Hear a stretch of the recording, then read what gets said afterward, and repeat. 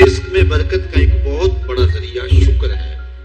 ارشاد فرمایا لئن شکرتم لازیدنکم، اگر تم شکر کرو گے وہ تمہیں اور زیادہ عطا کرے، اور اگر تم شکر نہیں کرو گے ولئن کفرتم، کفران نعمت کرو گے، ان عذابی لشدید، تو پھر میرا عذاب بڑا سخت ہے۔ رزق کے اضافے کا ایک اور بہت بڑا سبب انفاق فی سبیل اللہ ہے۔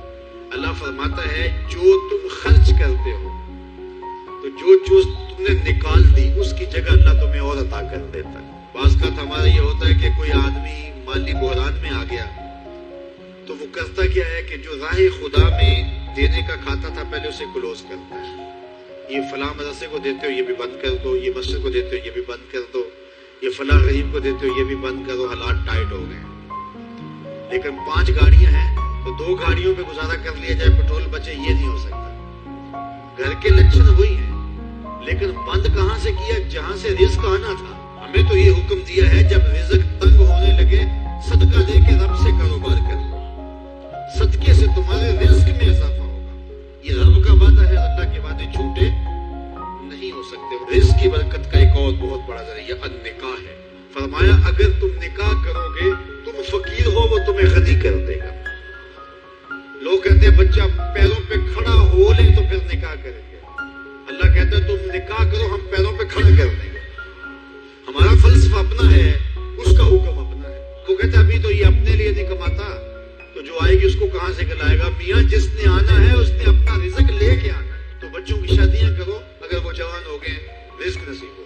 اپنے اہل خانہ کو نماز کے حکم دینے سے رزق بڑھتا ہے، کیونکہ جو صبح کا وقت ہوتا ہے یہ رزق کے بٹنے کا وقت ہوتا ہے، اور جس گھر میں صبح کے وقت لوگ سوئے ہوئے ہوتے ہیں وہاں بے برکتیاں ہوتی ہیں۔ تو طلوع فجر سے لے کر کے طلوع آفتاب تک اپنی اولاد کو، بیوی کو، بچوں کو نہ سونے دیں۔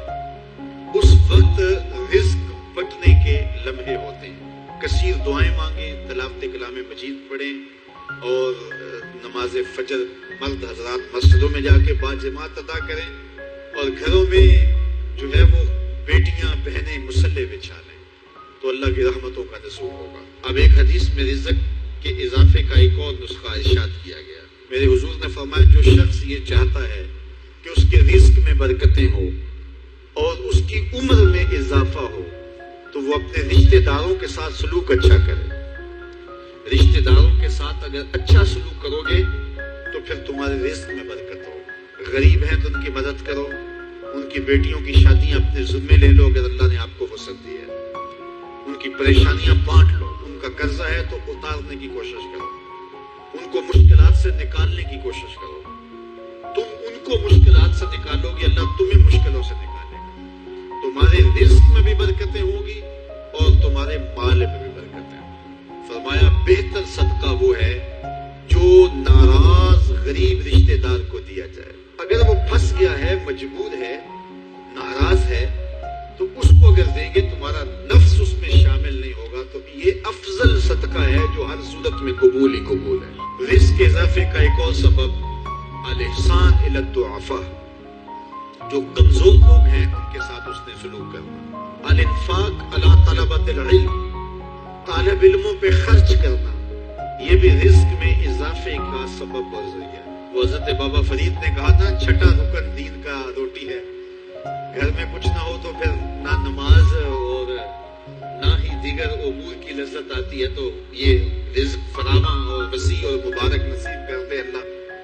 تو اس کے لیے ایک اور وظیفہ میں دیتا ہوں، اور وہ یہ کہ مغرب کے بعد 21 مرتبہ سورۃ الکوثر پڑھ لیں، کثرت ہو جائے گی انشاءاللہ۔